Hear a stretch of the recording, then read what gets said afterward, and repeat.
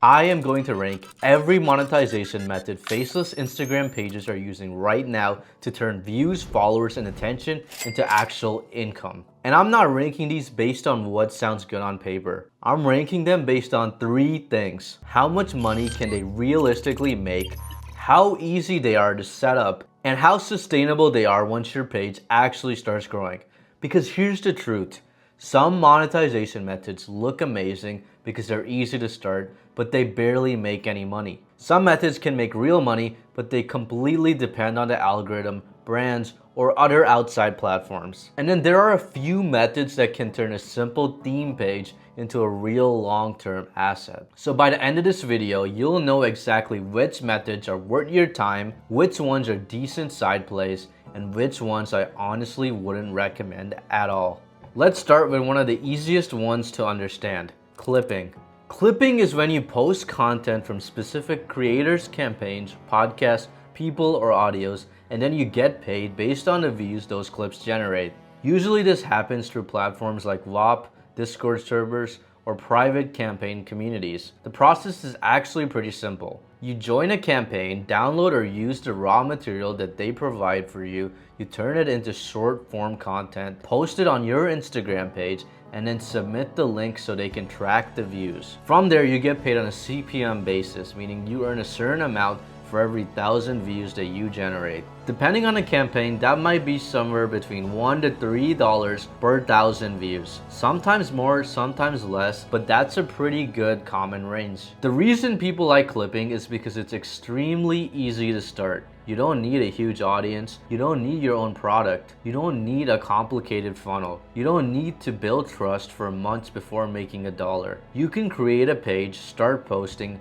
and if the clip hits, then you can earn instantly. And if you're already making content anyways, the extra work is pretty low. You're basically just using campaign material, posting it, and submitting the link. So as a beginner monetization method, clipping is attractive because it gives you a way to connect views directly to income. But here's where it starts to fall apart. You don't own that much. You don't own the creator. You don't own the campaign. You don't own the offer. You don't control how long the campaign lasts. You don't control how much they pay you. And you don't always control what content that you're allowed to use. So even if a video performs well, there can be payout caps. You might get millions of views, but that doesn't always mean that you're getting paid on every single one of those views. Some campaigns might cap payouts at a few $100s or maybe around $1,000 per video. So clipping is very much a quick cash method. It's low risk, low effort, and beginner friendly, but the long-term upside is very limited. You're basically renting someone else's content and someone else's monetization system. So for earning potential, it's pretty decent. For ease, it's very strong, but for sustainability, it's not great. That puts clipping at B tier. It's useful, it's easy, and it's definitely worth knowing about, but it's not something I'd build my entire business around. Next, we got newsletters. And this is where things get a lot more interesting. A newsletter is where you take attention from Instagram and turn it into an email list that you actually own yourself. Instead of only depending on the Instagram algorithm to reach your audience, you built a direct line of communication with people who already like your content. Then you can monetize that newsletter through ads, sponsorships, boosts, affiliate offers, or even your own products. Platforms like Beehive make this extremely straightforward because they give you a lot of tools in one place. You can collect emails, send broadcasts, run ads, use boosts, and build a simple media asset around your niche. The big advantage here is ownership. Instagram followers are valuable, but they're still platform dependent. Your reach can change, your engagement can dip, your account can get restricted, the algorithm can shift. Your content can then stop getting pushed. But with a newsletter, you have direct access to your audience. That means one follower becomes more than just a number on your page. They become someone you can reach repeatedly. And that's the power because you can monetize the same audience more than once. You can send them valuable content every single week. And you can build this trust over time. You can promote products. You can send them to your own offers. You can promote affiliate deals. You can sell ad placements. And the more specific the niche is, the stronger that this can become. For example, if you have a page about health, money, AI, fitness, faith, business, travel, pets, or self-improvement, a newsletter gives you a way to deepen the relationship beyond short form content. Because Instagram gets attention, but email builds connection. The downside is that newsletters are slower. You're not going to build a massive email list overnight unless your page is already getting extremely strong traffic. You'll also need to send value consistently. If people join your newsletter and you never email them, or every email is just a promo, then they stop caring. There's some maintenance involved. You have to write emails, keep the audience engaged, and make the newsletter worth opening. But compared to a lot of other monetization methods, that maintenance is pretty manageable, especially now with AI tools, templates, and simple newsletter platforms. Keeping a weekly or bi-weekly newsletter alive is not that hard once you know your niche. And the long-term upside is pretty huge because once that list is built, it becomes an asset. You can use it for launches, you can use it for sponsors, you can use it for affiliate offers, you can use it to drive traffic, you can use it even if Instagram slows down. So for earning potential, newsletters are really strong. For ease, they're pretty manageable, and for sustainability, they're one of the best options on the entire list. And that puts newsletters in S tier. Honestly, if you're building a serious theme page, I think a newsletter should be running alongside it as early as you can because views are temporary, but an owned audience compounds over time. Next up is affiliate marketing. Affiliate marketing is where you promote someone else's product and earn a commission whenever someone buys through your own link. So instead of creating your own product, handling fulfillment, building the offer, or dealing with customer support, you partner with a brand or creator that already has something that you can sell. Then you use your page to drive attention towards that product. And depending on the affiliate program, commissions can vary a lot. Some might be around 20%, some might be around 40 to 50%. Some digital products or software offers might even go higher to 80 or 90%. The appeal is extremely obvious. You don't have to create the product yourself. You can take an existing audience, find a product that matches their problem, and plug that product into your content, bio, stories, captions, or newsletter. For example, if you have a neuroscience page, you might promote a brain health supplement, a productivity app, a sleep product, or a course related to focus and performance. If you have a fitness page, you might promote workout programs, equipment, supplements, or meal plans. If you have a business page, you might promote software, communities, templates, or tools. The key is that the product has to match the audience, because affiliate marketing only works when the offer feels like a natural solution to a problem your audience already has. But here's the catch. You don't control the product. You don't control the price. You don't control the landing page. You don't control the branding. You don't control the customer experience. You don't control whether the company changes the commission structure. You're basically borrowing someone else's offer, and because of that, your margins are lower than selling your own product. If a product sells for $100 and your commission is 40%, that means you make $40. That's not bad, but compare that to selling your own digital product where you might keep almost the entire amount after your fees. Another issue is trust. If you're recommending someone else's product, your audience needs to believe that you actually know what you're talking about. Weak pages with random traffic usually struggle with affiliate marketing because there isn't enough authority and trust. People don't just buy because a page posted a link. They buy because the page has some built-in credibility. So affiliate marketing is easy from a product creation standpoint, but harder from a trust and conversion standpoint. For earning potential, it's pretty decent, but it's also limited by commissions. For ease, it's fairly easy once you find the right offer. For sustainability, it's okay, but you're still dependent on someone else's business. So affiliate marketing goes in B tier. It can absolutely work, especially with volume and the right niche, but it's not as powerful as owning the product yourself. Now we're gonna get to one of the strongest monetization methods on the entire list, which is digital products. This is where you sell your own digital product to your audience. That could be an ebook, course, guide, template, system, checklist, community database, training, or any other digital asset that solves a specific problem. The reason digital products are so powerful is because they combine high margins with scalability. You create the product once and then you can sell it over and over again. There's no inventory, no shipping, no warehouse, no physical production cost, no limit on how many copies you can sell. If your audience has a painful enough problem and your product solves it, clearly this can become one of the best ways to monetize a faceless page. For example, if you have a gut health page, you You could sell a guide on improving digestion. If you have a fitness page, you could sell a workout plan. If you have a productivity page, you could sell a Notion system. If you have a personal finance page, you could sell a budgeting template. If you have a travel page, you could sell destination guides. If you have a faith-based page, you could sell devotional study guides or journals. The opportunity depends on the audience's pain point. The more specific and urgent the problem is, the easier it is to create a product that people actually want. That's the real game with digital products. You're not just selling information, you're selling a shortcut, you're selling clarity, you're selling a system, you're selling a result, you're selling relief from a problem your audience already feels. And unlike affiliate marketing, you control everything. You control the name, you control the promise, you control the price, you control the design, you control the funnel, you control the updates, you control the positioning.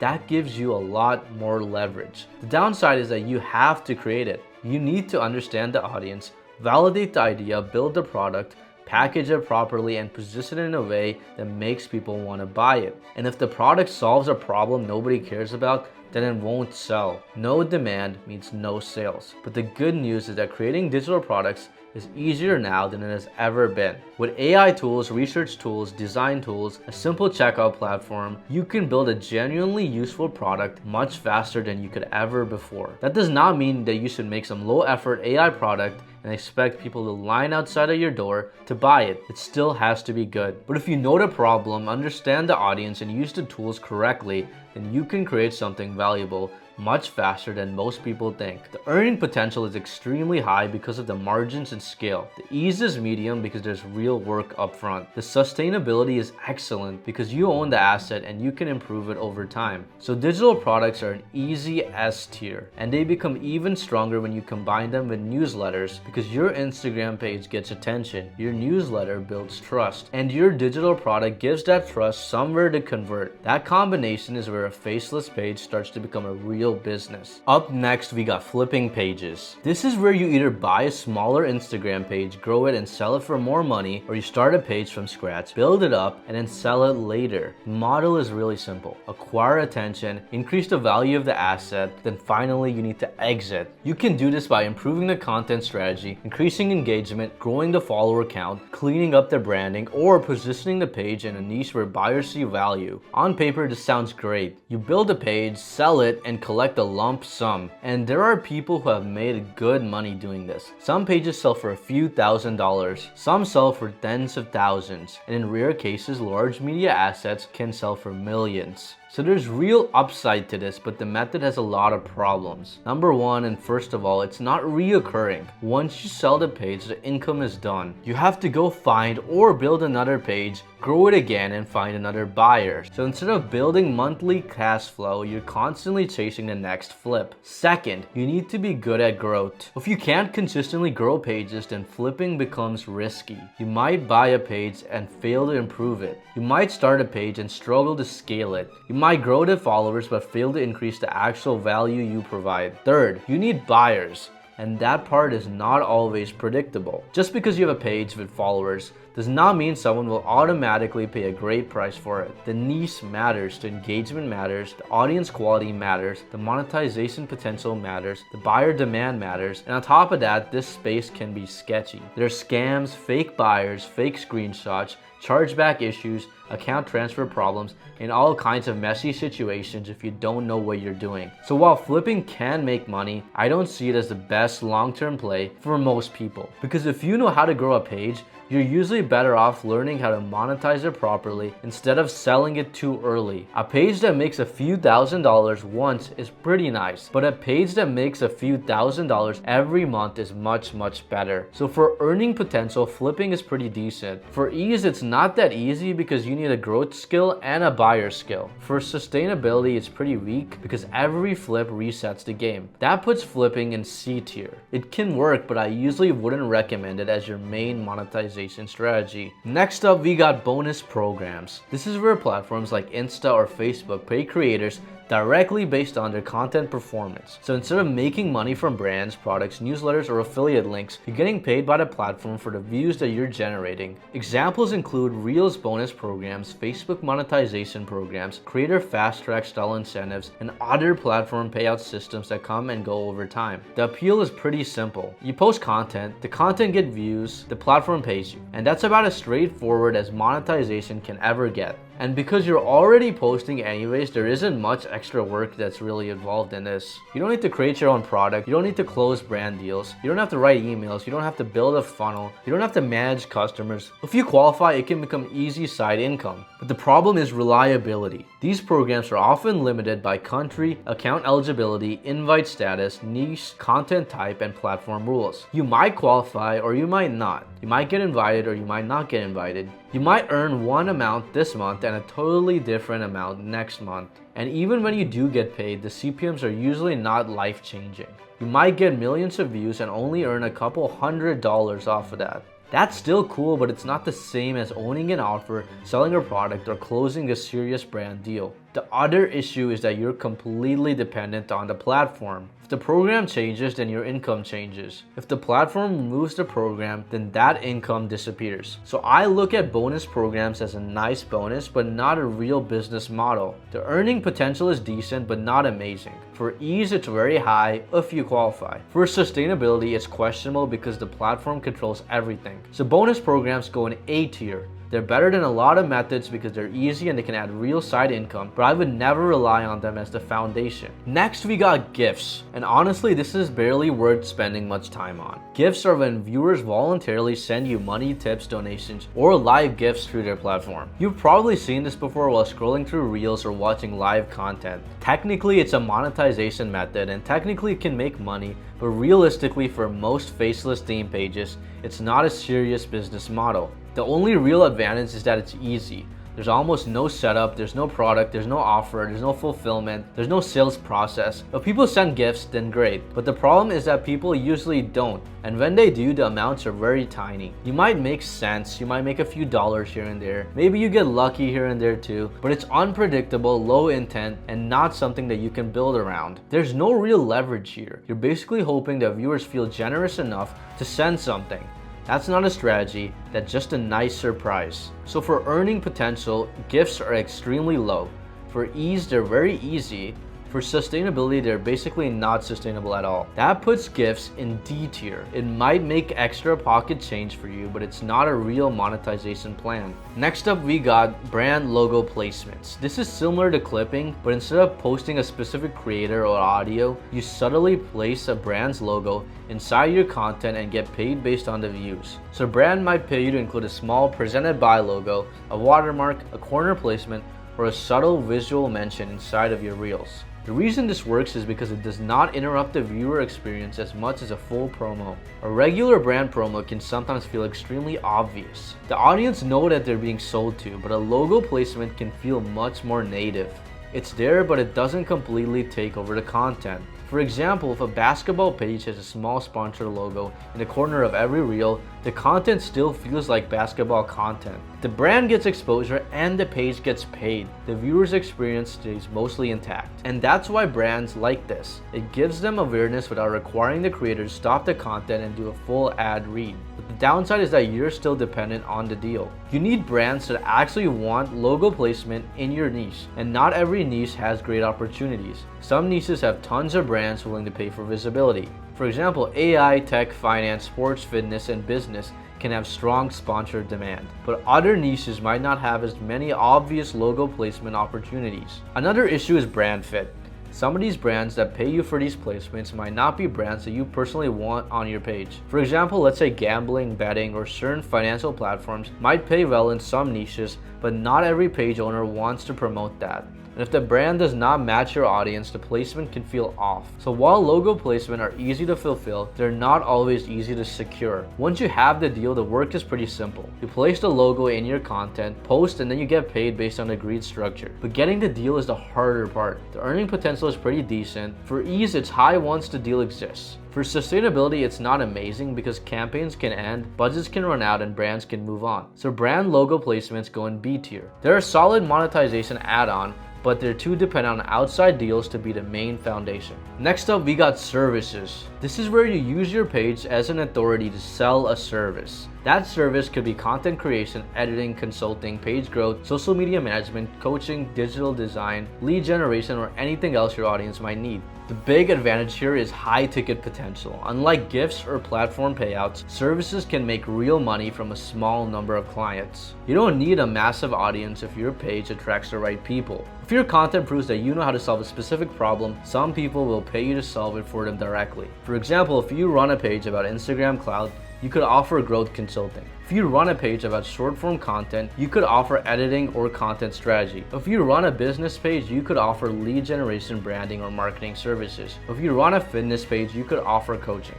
This works especially well when your page builds trust and demonstrates skill, because the service is usually a bigger commitment than buying a $27 guide. People need to believe that you can actually help them. But the downside is scalability. With services, you're usually trading time for money. Every client requires work. You have to communicate, you have to deliver, you have to manage expectations, you have to deal with revisions, you have to maintain quality. And if you want to scale beyond yourself, you need systems, fulfillment help, contractors, or a full team. That can work, but it becomes a different business. You're not just monetizing a page anymore, you're building an agency or service operation, and that comes with much more complexity. So services can make money, but they're not as clean or scalable as digital products. A digital product can be created once and sold repeatedly. A service has to be delivered again and again. That makes it harder to scale without adding people or more processes. For earning potential, services are decent because high ticket offers can bring in strong revenue. For ease, they're not that easy because fulfillment takes work. For sustainability, they depend heavily on demand, delivery, and your ability to keep clients happy. So services go in C tier. They can work, especially if you have a strong skill, but they're not the most efficient monetization method for most faceless theme pages. Now we got to one of the most common and powerful monetization methods: paid promos, shoutouts, sponsorships, and brand deals. This is where a brand creator, app, business, or product pays you to promote something to your audience. It might be a reel, it might be a carousel, it might be a story, it might be a link in bio, it might be a package deal across multiple posts. This is one of the fastest ways to make money once your page has attention, because you don't need your own product. You don't need a back end, you don't need to build a checkout page, you don't need to create a course. You already have the assets that brands already want, which is attention. And if your page has a strong audience and a valuable niche, brands will pay to get in front of that audience. The better your niche, the stronger this becomes. A page in AI, tech, finance, business, fitness, health, sports, or entrepreneurship can be very attractive to brands because those audiences are extremely valuable. And the best part is that paid promos are simple. A brand pays you, you post the content, they get awareness, clicks, traffic, or conversions, and then you get paid.